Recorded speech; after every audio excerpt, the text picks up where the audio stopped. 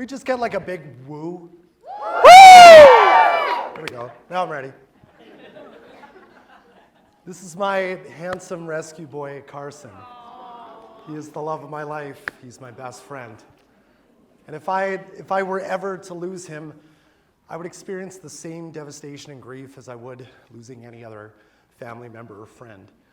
Back in 2016, several major US and Canadian companies recognized this by offering their employees pet bereavement days. This is just one example of how a shift in social mindset can influence our workplace. 3 years later, COVID-19 became the most massive shift we've ever seen in our society. And suddenly, everyone had a lot more time on their hands to really think hard about their priorities and their values, especially when it came to their careers.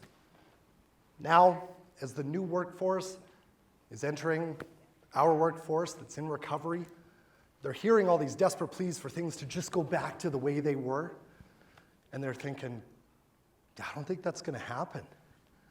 The world has drastically changed, and this new workforce, they're right about the need for changes in how we work. They're right about why they're needed. They're necessary. But this is also a huge opportunity for us.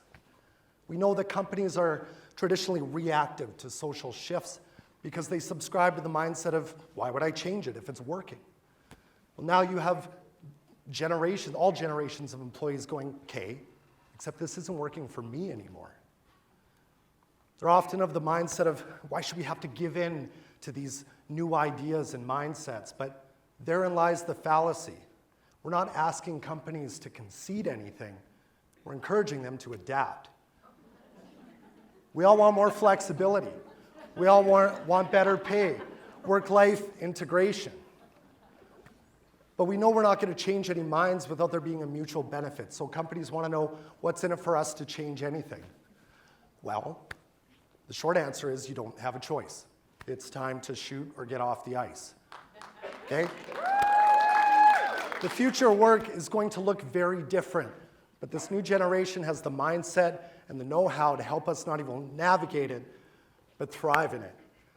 You're talking about a generation that was raised in unprecedented technological growth. They work differently, they innovate faster, they work better. I think it's worth listening to what they have to say. They're already dismantling systems that traditionally favored neurotypical folks, people of privilege, the patriarchy, untenable systems that are no longer sustainable. I don't think Gen Z is trying to hold us back. I think they're trying to help us move forward. Maybe these new mindsets aren't so radical after all. Maybe they're just saying out loud all the things that we've traditionally felt like we have to keep to ourselves. I don't think they're asking for too much when they say, before I do anything for you, I want you to see me for who I am and respect me as a human being. Who wouldn't appreciate that? Who wouldn't appreciate that? And yes, I hear all the criticism about Gen Z is not loyal. Let's talk about loyalty. The past 2 decades, there's no more golden watches. We've seen severances shrink. Layoffs and wage freezes are standard practice. What's in it for them to be loyal? If you want people to stand by you, you stand by them. If you want people to work for you, you work with them.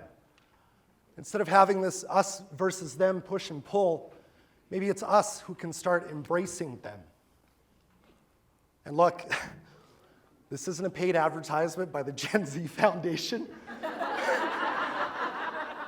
Honestly, they didn't pick me as their spokesperson. But I think there's something to be said for learning how to ride these waves instead of fearing them. Because we're not just talking about a new generation workforce. This is a new generation of clients, customers, people leaders, future business owners.